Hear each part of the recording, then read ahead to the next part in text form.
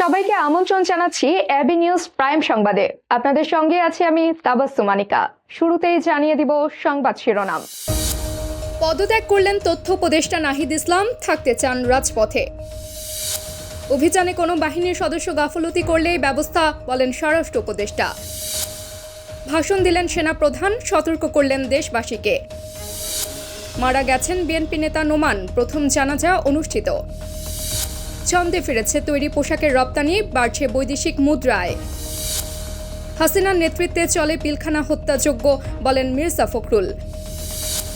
দক্ষিণ কোরিয়ায় সেতুর কাঠামো ধস, নিহত 4। বৃষ্টির কবলে অস্ট্রেলিয়া দক্ষিণ আফ্রিকা ম্যাচ, কমছে ওভার। দর্শক, এতক্ষণ শুনছিলেন শিরোনাম, এখন বিস্তারিত। অন্তর্বর্তী সরকারের উপদেষ্টার পদ থেকে পদত্যাগ করেছেন মোহাম্মদ নাহিদ ইসলাম। মঙ্গলবার প্রধান উপদেষ্টার কার্যালয় সূত্র এ তথ্য নিশ্চিত করেছে। নাহিদ ইসলাম তথ্য সম্প্রচার মন্ত্রণালয় এবং ডাক, টেলিযোগাযোগ ও তথ্য প্রযুক্তি মন্ত্রণালয়ের উপদেষ্টার দায়িত্ব পালন করছিলেন। বৈষম্য বিরোধী ছাত্র আন্দোলন ও জাতীয় নাগরিক কমিটি একটি নতুন রাজনৈতিক দল গঠন করতে যাচ্ছে। এই দলের নেতৃত্ব দেবেন নাহিদ ইসলাম। সরকারে থাকার চেয়ে রাজপথে থাকা বেশি প্রয়োজন, তাই পদত্যাগ করেছি বলে মন্তব্য করেছেন নাহিদ ইসলাম। মঙ্গলবার দুপুরে প্রধান উপদেষ্টার বাসভবন যমুনার সামনে এক সংবাদ সম্মেলনে তিনি এই মন্তব্য করেন। আমার যেই দুটি মন্ত্রণালয় ছিল, তথ্য ও সম্প্রচার এবং ডাক, টেলিযোগাযোগ এবং তথ্য প্রযুক্তি, দুইটি মন্ত্রণালয়ের দায়িত্ব থেকে আমি ইস্তফা দিয়েছি।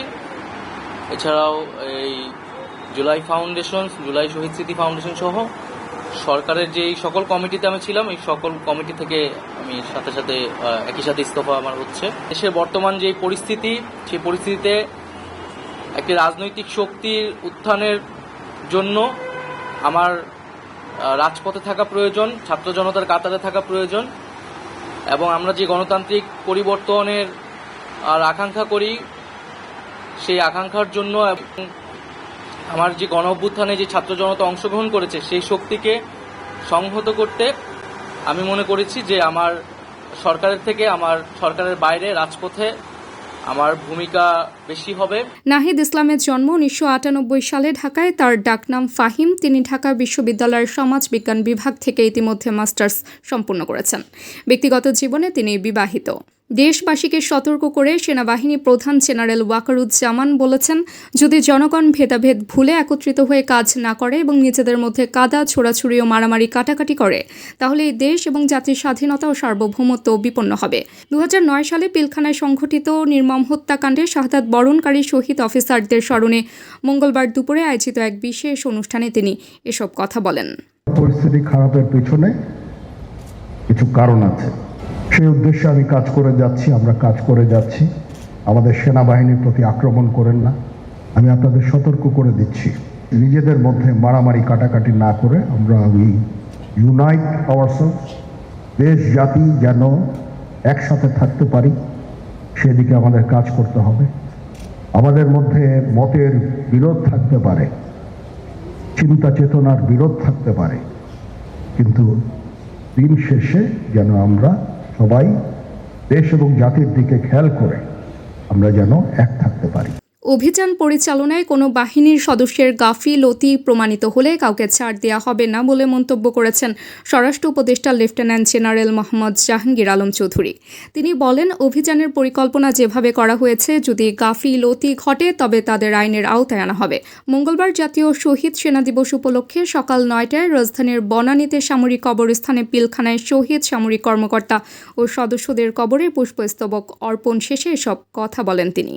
যদি এইটার জন্য আমরা যেইভাবে এটা সাজিয়েছি, এটা দেখে যদি কোনো জায়গায় কোনো রকমের গাফলতি আমার কর্মচারী বা আমার বাহিনীর ভিতরে থাকে, আমি তাদের আইনের আওতায় নিয়ে আসবো। এখানে কাউকেই ছাড় দেওয়া হবে না। বিএনপির ভাইস চেয়ারম্যান, সাবেক মন্ত্রী ও বর্ষিয়ান রাজনীতিবিদ আব্দুল্লাহ আল নোমান না ফেরার দেশে চলে গেছেন। ইন্না লিল্লাহি ওয়া ইন্না ইলাইহি রাজিউন।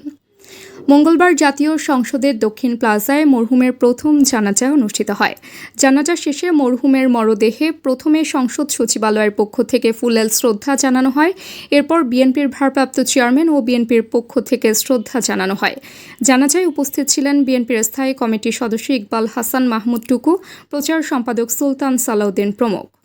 ঘুরে দাঁড়িয়েছে পোশাক খাত। 2025 অর্থ বছরের দ্বিতীয় প্রান্তিকে এই খাতে নিট রপ্তানি পৌঁছেছে $6.33 বিলিয়ন, যা গত বছরের একই সময়ের $5.37 বিলিয়ন তুলনায় 18% বেশি। বিস্তারিত দেখুন প্রতিবেদনে। বিশ্ববাজারে বাংলাদেশের তৈরি পোশাক রপ্তানিতে ইতিবাচক ধারায় ফিরেছে। যুক্তরাষ্ট্র, ইউরোপীয় ইউনিয়ন ইইউ, যুক্তরাজ্য, কানাডা এবং নতুন বাজারগুলোতে রপ্তানি বেড়েছে উল্লেখযোগ্য পরিমাণে। বিশেষত যুক্তরাজ্য এবং নতুন বাজার ছাড়া অন্যান্য সব বাজারে রপ্তানি বৃদ্ধি 10% বেশি হয়েছে।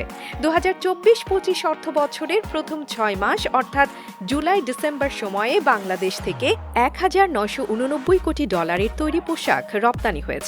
এটি গত অর্থ বছরের একই সময়ের তুলনায় 13.28% বেশি।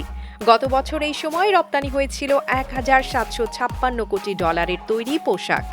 রপ্তানি উন্নয়ন ব্যুরোর ইপিবি পরিসংখ্যান অনুযায়ী চলতি অর্থ বছরের প্রথমার্ধে রপ্তানি হওয়া পোশাকের অর্ধেকেরও বেশি গন্তব্য ছিল ইইউ। এখানে $987 কোটি তৈরি পোশাক রপ্তানি হয়েছে, যা গত বছরের তুলনায় 15.22% বেশি। বিজিএমই এর তথ্যানুযায়ী চলতি অর্থ বছরের প্রথমার্ধে জার্মানিতে $247 কোটি তৈরি পোশাক রপ্তানি করা হয়েছে, যা গত বছরের তুলনায় 14% বৃদ্ধি পেয়েছে। এছাড়া স্পেনে 170 কোটি, ফ্রান্সে 109, নেদারল্যান্ডসে 106, পোল্যান্ডে 79, ইতালিতে 77 এবং ডেনমার্কে $56 কোটি পোশাক রপ্তানি হয়েছে। যুক্তরাষ্ট্রে $384 কোটি পোশাক রপ্তানি হয়েছে। বাংলাদেশের মোট পোশাক রপ্তানির 19-20% যুক্তরাষ্ট্রের দিকে যায়।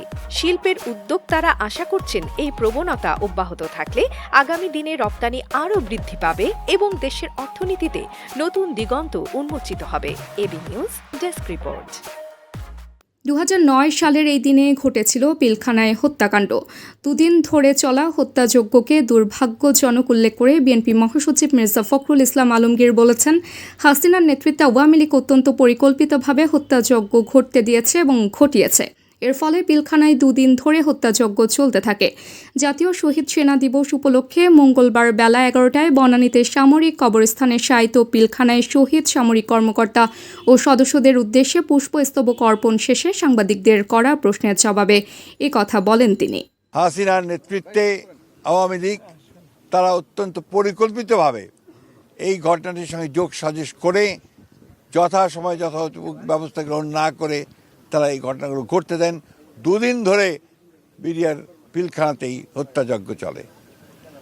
দক্ষিণ কোরিয়ার রাজধানী সিউলের দক্ষিণাঞ্চলের একটি এলাকায় নির্মাণাধীন মহাসড়ক সেতুর কাঠামো ধসে অন্তত 4 জন নিহত হয়েছেন। এই ঘটনায় আহত হয়েছেন আরও কমপক্ষে 6 জন। মঙ্গলবার স্থানীয় সময় সকাল 9:49 সিউল থেকে প্রায় 70 কিলোমিটার দূরের আনসিয়াংয়ে এই দুর্ঘটনা ঘটে। দেশটির রাষ্ট্রায়ত্ত বার্তা সংস্থা ইয়োহাব জানিয়েছে, মহাসড়কে সেতুকে ধরে রাখা 5টি 50 মিটারের কাঠামো একের পর এক ধসে পড়ে। একটি ক্রেনের মাধ্যমে কাঠামোগুলো নির্দিষ্ট স্থানে রাখার পরপরই সেগুলো ভেঙে পড়ে। এই দুর্ঘটনায় 4 জন নিহত হয়েছেন, যাদের মধ্যে 2 জন চীনা নাগরিক। এছাড়া কাঠামো ভেঙে পড়ার ঘটনায় আরও 6 জন আহত হয়েছেন, যাদের মধ্যে 5 জনের অবস্থা আশঙ্কাজনক। আইসিসি চ্যাম্পিয়ন্স ট্রফির একটি গুরুত্বপূর্ণ ম্যাচ মাঠে গড়াতে দিচ্ছে না বৃষ্টির বাধা। রাওয়ালপিন্ডিতে নির্ধারিত সময়ের 1.5 ঘণ্টা পেরিয়ে গেলেও শুরু হয়নি বি গ্রুপের 2 শক্তিশালী দল অস্ট্রেলিয়া ও দক্ষিণ আফ্রিকার ম্যাচ। বাংলাদেশ সময় দুপুর 3টায় শুরু হওয়ার কথা ছিল এই লড়াই। এবারে চ্যাম্পিয়ন্স ট্রফিতে এ গ্রুপের 2 সেমিফাইনালিস্ট ও 2 দল বিদায় নিশ্চিত করলেও বি গ্রুপ এখনও অমীমাংসিত। আজকের ম্যাচে 2 দলই তাদের প্রথম ম্যাচে জিতেছে, ফলে সেমিতে ওঠার দৌড়ে তারা এগিয়ে। কিন্তু বৃষ্টির কারণে যদি খেলা না হয় তবে পয়েন্ট ভাগাভাগি করবে অজি ও প্রোটিয়ারা। এর ফলে সেমির সমীকরণ কিছুটা জটিল হয়ে যাবে। দর্শক, এতক্ষণ আমাদের সঙ্গে থাকার জন্য ধন্যবাদ। সর্বশেষ সংবাদ পেতে ভিজিট করুন আমাদের ওয়েবসাইট www.abnewsinternational.com এ। সেই সঙ্গে নিয়মিত ভিডিও নিউজ পেতে আমাদের ফেসবুক পেজ ও ইউটিউব চ্যানেলে চোখ রাখুন।